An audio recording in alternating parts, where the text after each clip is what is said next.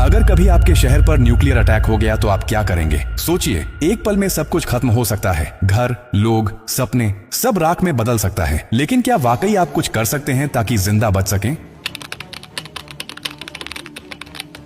हाँ, अगर आप अभी से तैयार हैं, ये जानकारी जिंदगी और मौत के बीच की दूरी तय कर सकती है। क्योंकि जब एक न्यूक्लियर बम गिरता है तो सिर्फ धमाका ही नहीं होता, उसके बाद शुरू होता है वो खतरनाक खेल जिसे कहते हैं रेडिएशन फॉलआउट। और उसमें जो जिंदा बचता है वो भी धीरे धीरे मरने लगता है। सबसे पहले जानिए कि जैसे ही न्यूक्लियर बम गिरता है, एक तेज सफेद रोशनी आपके सामने आती है। इस रोशनी को देखना मतलब अपनी आंखों की रोशनी खो देना। आप अंधे हो सकते हैं, स्थायी रूप से। इसलिए पहला कदम, जैसे ही धमाके की खबर मिले या रोशनी दिखे, तुरंत जमीन पर लेट जाइए, अपनी आंखें और कान बंद कर लीजिए और चेहरे को किसी कपड़े से ढक लीजिए। ये पहली रक्षा है। अब सवाल उठता है कि कहां जाएं? तो याद रखिए, अगर आपके आसपास कोई मेट्रो स्टेशन है, बेसमेंट है, अंडरग्राउंड पार्किंग है, तो वहीं भागिए, क्योंकि जमीन के नीचे रहना न्यूक्लियर फॉलआउट से बचने का सबसे कारगर तरीका है। लेकिन अगर कुछ नहीं है तो अपने घर को ही शेल्टर बनाना पड़ेगा। सारी खिड़कियां, दरवाजे बंद कर दीजिए। हर छोटी छोटी दरार को भी किसी कपड़े, टेप या गत्ते से बंद कीजिए। हवा का एक भी रास्ता नहीं खुला रहना चाहिए। अटैक से पहले या जैसे ही खबर मिले, आपके पास सिर्फ कुछ मिनट होंगे। उसी वक्त पानी भरिए, बाल्टी, बोतल, ड्रम, जो भी है।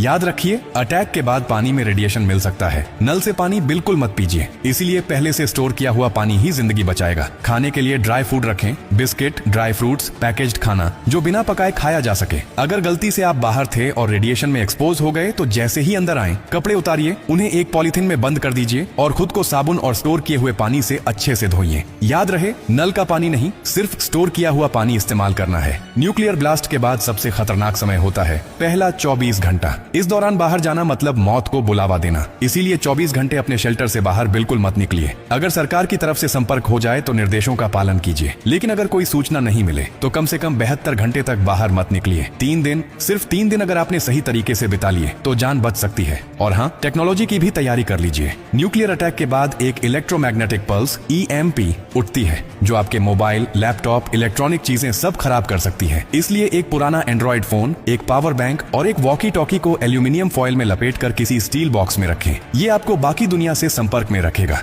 सबसे जरूरी बात, घबराइए मत, पैनिक नहीं करना है। हर फैसला सोच समझ कर लीजिए, क्योंकि न्यूक्लियर अटैक एक टाइम गेम है। जो जितना शांत रहेगा, उसकी जान बचने के चांस उतने ही ज्यादा होंगे। और याद रखिए, ये जानकारी सिर्फ आपके लिए नहीं, बल्कि आपके परिवार, दोस्तों, पड़ोसियों और पूरे समाज के लिए है। क्या आप अकेले सुरक्षित रहना चाहते हैं? नहीं ना? तो इस जानकारी को हर उस इंसान तक पहुंचाइए जिसकी जिंदगी की आपको परवाह है। हो सकता है आपकी एक शेयर से किसी माँ का बच्चा जिंदा रह जाए, किसी पिता की आखिरी उम्मीद बच जाए, किसी बहन का भाई लौट कर घर आ जाए। और यही तो असली इंसानियत है।